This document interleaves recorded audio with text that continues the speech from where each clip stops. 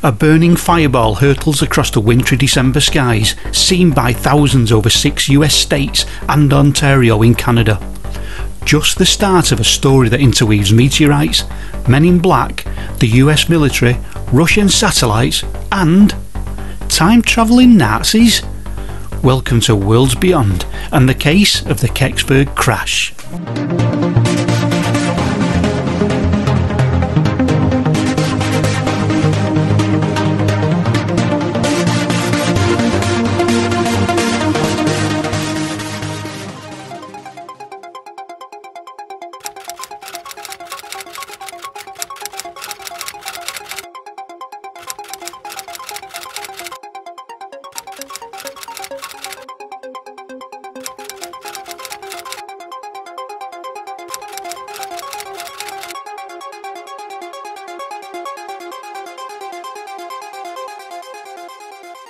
Hello and welcome to Worlds Beyond. I'm your host Steve Yarwood and thanks for joining me in looking at another classic UFO case.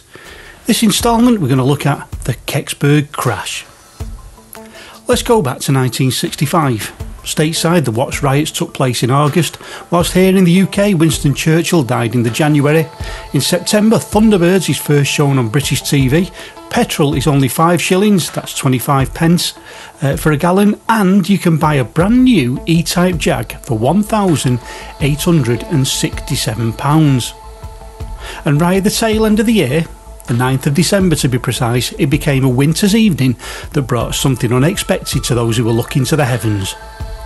People in the states of Ohio, where the first report from Toledo came in, Indiana, Michigan, New York, Virginia and Pennsylvania in the United States, and Ontario in Canada observed a fiery ball of light hurtling through the winter's evening sky, leaving a debris trail that lasted for quite a while in the sky.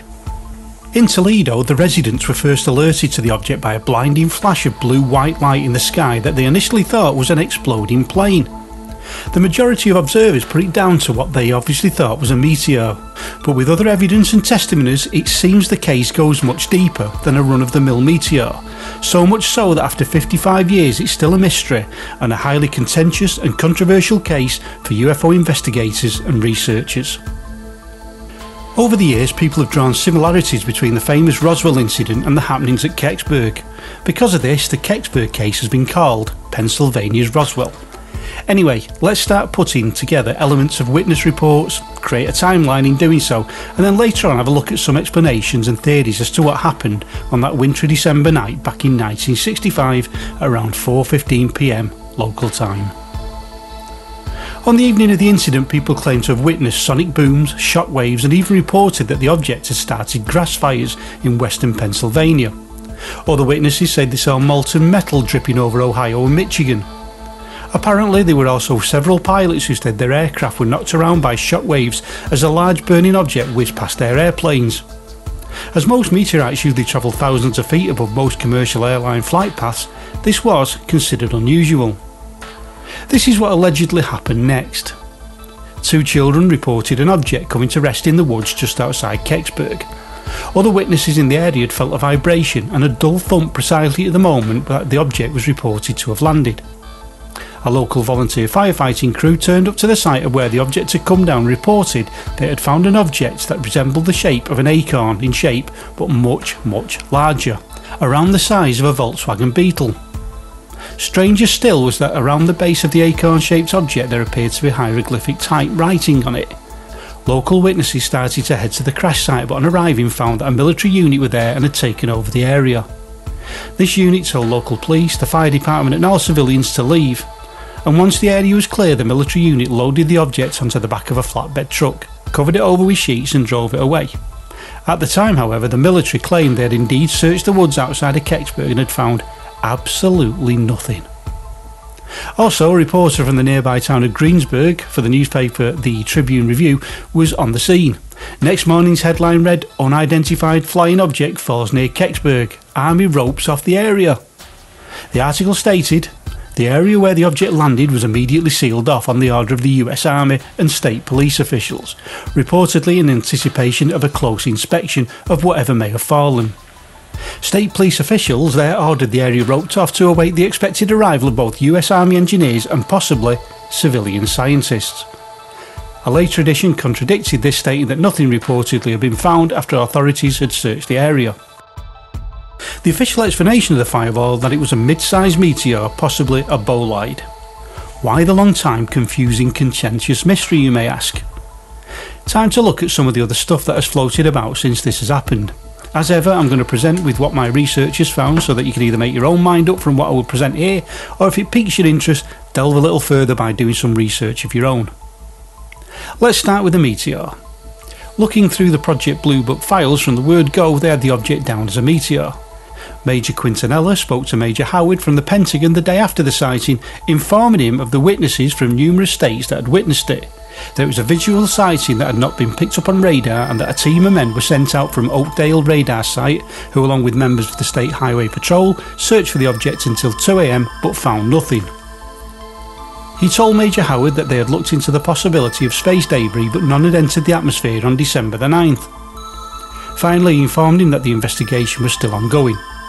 He also received a query from Houston Space Center, and again he informed them that an Air Force team with the State Highway Patrol was out searching a location 45 to 50 miles east of Pittsburgh. The Flint Journal rang to say they had found some pieces of a gold flat substance in Flint, Michigan. These pieces were about an inch long and 1/16 of an inch wide. Quintanilla asked them to send a piece into Blue Book for analysis. This debris was later found to be chaff that is used in aircraft to fool radar and enemy targeting systems.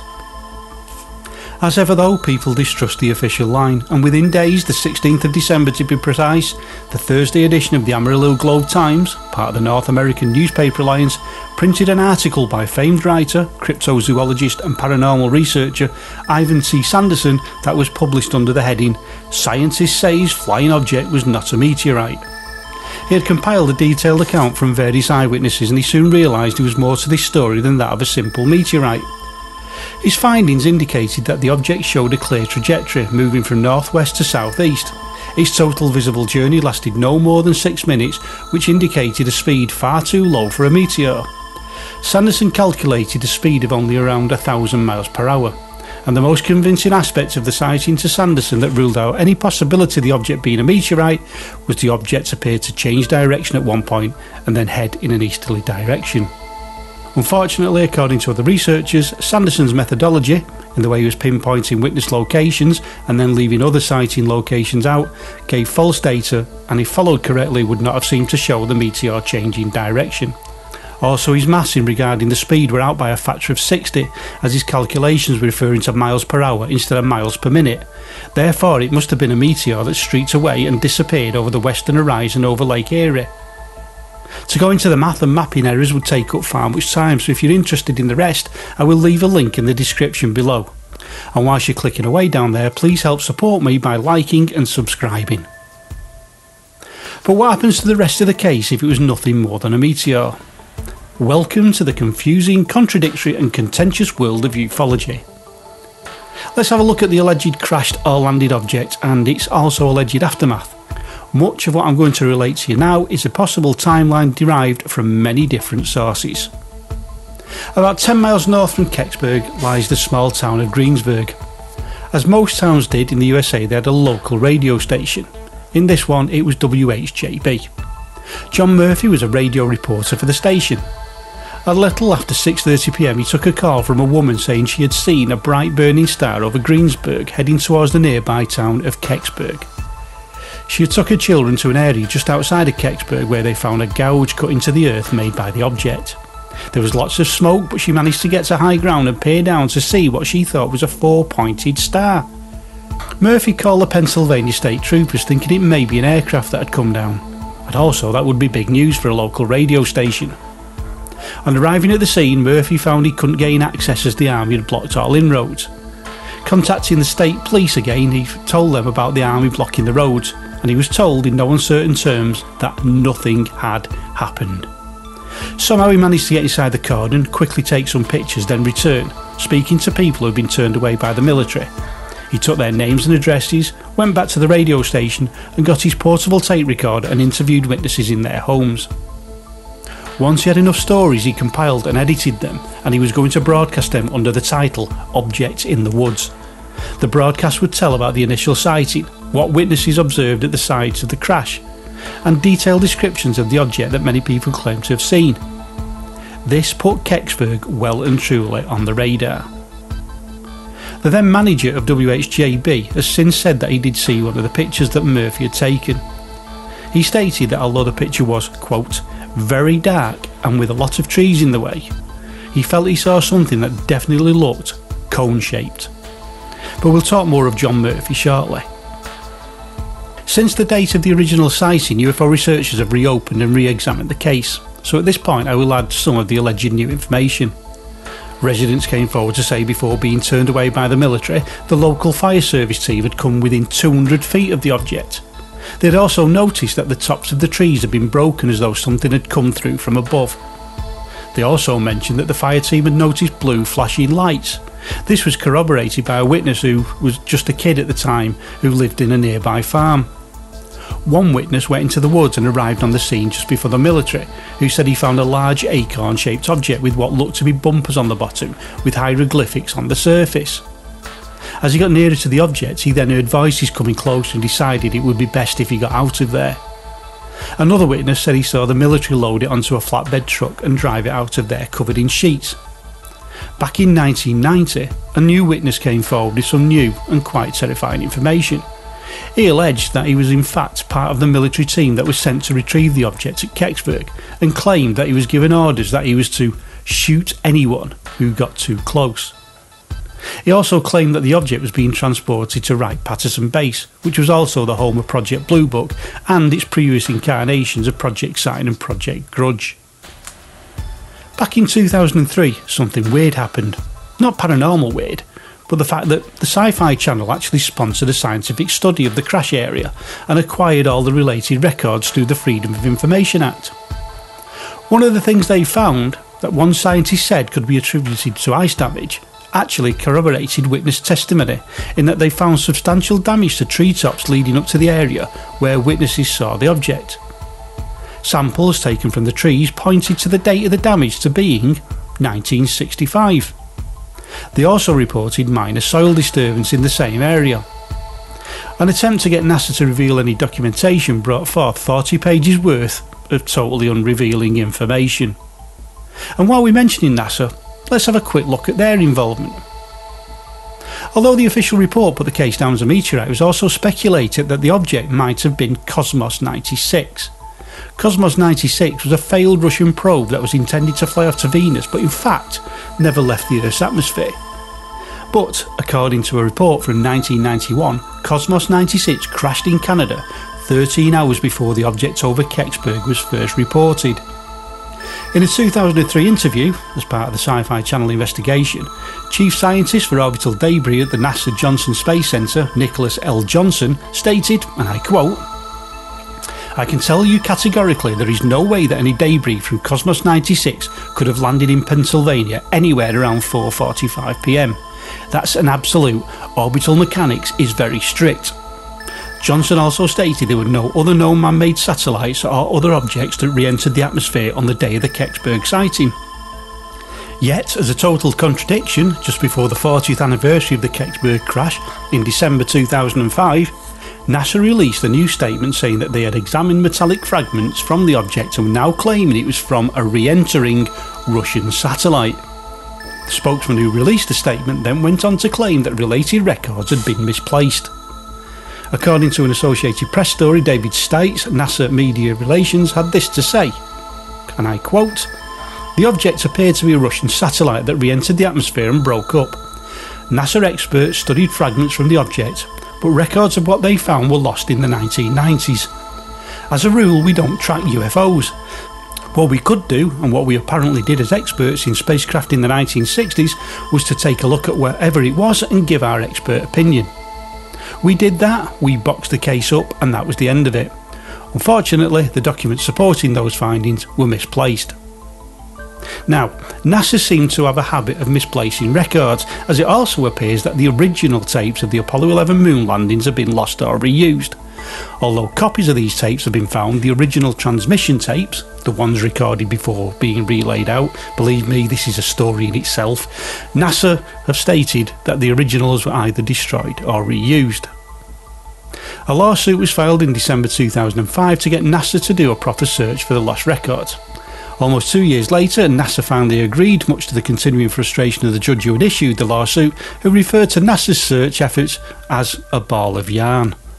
And just to continue a theme, during the hearing, NASA's public liaison officer, Steve McConnell, went on to admit that boxes of papers from the time of the Kecksburg incident were missing. What's the old saying? Once is an accident, twice is coincident, 3 times is a pattern. Back in 2008, space writer James Oberg was of the opinion that NASA was unlikely to possess any documents. His view was that those who were on site identifying themselves as NASA personnel were more than likely Air Force personnel. Apparently, something done on a regular basis by civilian-clothed military personnel during the 60s. This statement to me at least could also open up another can of worms. Finally, in November 2009, Leslie Keane filed a report of the results of the NASA search. Documents pertaining to the Kecksburg case were indeed missing, and also a box of debris. Keane said in a report that the files could be missing for a number of reasons: bad filing, being misplaced, filed outside of search parameters, still classified, deliberately hidden, files removed by NASA and not put back, and they actually did name one of the personnel who did this, search staff unfamiliar with searching for these types of files, and of course, destroyed. And as the plaintiffs couldn't search for the material themselves, they had to take NASA's word for it. Now, mention had been made by witnesses that many of the personnel at the site who were turning people away were wearing different uniforms. Some allegedly were wearing NASA patches. Witnesses at a nearby farmhouse spotted uniform types speaking to their father, and they were wearing NASA patches also. At the height of the Cold War, which 1965 was certainly part of that, NASA was involved in the tracking and retrieval of any possible Soviet satellite tech, so if this was a possible down Russian satellite, it would make sense for them to be there. And that would also make sense about the 3-man team out of Oakdale who was still searching till 2 in the morning. This team is now known to have been part of the covert Air Force project, Project Moondust. Moondust's aim was to recover and exploit Soviet hardware if it landed or appeared on American soil. This was then allegedly extended to recovering alien crafts, occupants, bodies or technology. In October 2015, MUFON announced that they had found another probable culprit for the object. They had information that had apparently been revealed in 1991 that what fell near Kecksburg may have actually been a nuclear weapons capable GE Mark II re-entry vehicle and spy satellite. Stan Gordon, who's an expert on the Kecksburg case and was a teen living in Kecksburg when the event took place, contacted a witness who had seen the object close up and shown him the photograph of the satellite. On examining the picture, the witness said, "Not even close, no comparison. You can see it's man-made and constructed." He stated that what he saw looked like one piece of metal, looked like it was forged using liquid metal and poured into an acorn-shaped mould. This thing you couldn't stand up inside of, while the acorn you could. The witness also stated the acorn was about twice the size of the object in the picture. If you really want to look more into this case, I do suggest you look at Stan Gordon's work. One of the last new witnesses to have come forward was a trucker who was delivering bricks to Wright Patterson around the 16th of December 1965. He was told by the military just to do his job and not look around. It's not really very high security, that, is it, just telling somebody not to look round? Of course he did look round, saw people with hazard suits coming out of the building, and then, without any effort at all, managed to get in there. Once inside, he saw that there was an object on stilts obscured by parachute type material. He went through this material and saw an acorn shaped object with hieroglyphics around the bottom bumper of it. Then he was discovered, held at gunpoint, and then was told not to say anything. Don't say anything to anyone, as it'll all be common knowledge in 20 years' time. Now, there's two things here. It's been more than 20 years and nothing's actually been said. And secondly, the lack of security, you're a naughty boy type outcome. This stinks to me similar to some of the Roswell claims that were coming out of the woodwork when the bandwagon started rolling. I did say earlier that we were going to talk more about radio host and reporter John Murphy, who had taped interviews with witnesses and was about to broadcast them as a documentary on local station WHJB. About a week after the incident, Murphy was preparing to deliver his radio documentary.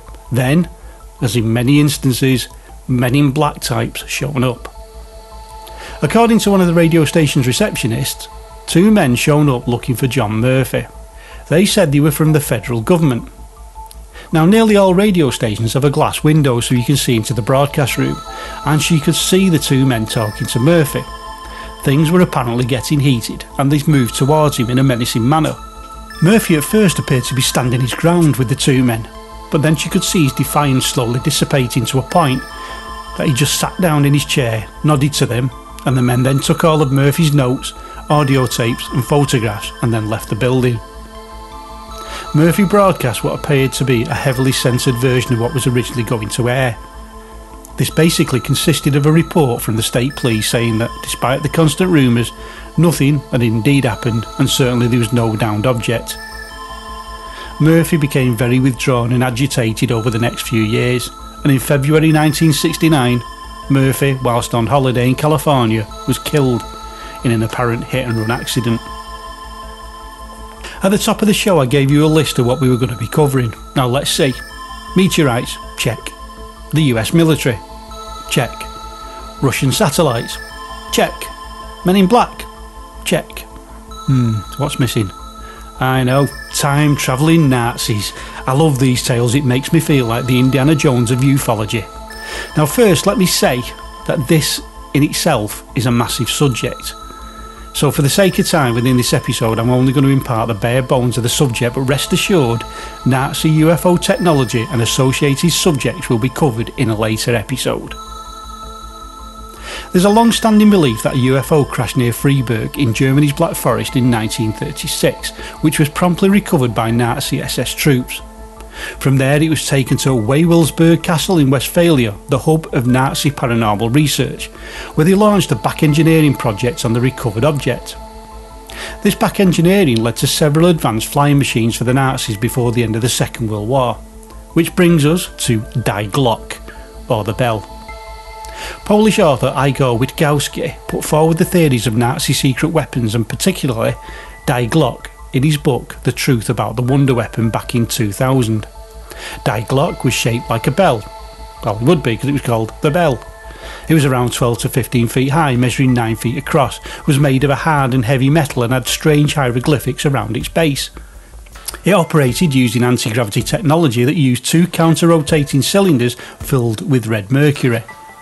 The effect zone of Die Glock when operational was around 600 feet. Within this area, blood would turn to gel and separate, crystals would form in animal tissue, and plants would completely decompose into a greasy substance. 7 scientists are alleged to have worked on this project, of which 5 of them died. It has been mentioned that Die Glock had mirrors inside that would show images of the past, and that anti-gravity technology could not only warp space and time, but even travel through time itself. Project leader Hans Kammler disappeared, as did Die Glock. He didn't appear in the US and Russian projects of Project Paperclip and Operation Osoye Vacuum, and I apologise if that is badly pronounced, which took leading German scientists, specifically in the areas of rocketry and nuclear sciences, and he literally disappeared off the face of the earth with his pet project. And there you have it, the Kecksburg crash mystery, with all its twists, turns and convolutions. We're presented with a lot of possibilities. Was it a meteorite? A Russian satellite? A US satellite? An extraterrestrial craft? Or even, was it just something about nothing? Or was it Hans Kammler on the final leg 20 years later of escaping through time, dropping in on the United States in his acorn-shaped space-time machine? See you next time on Worlds Beyond.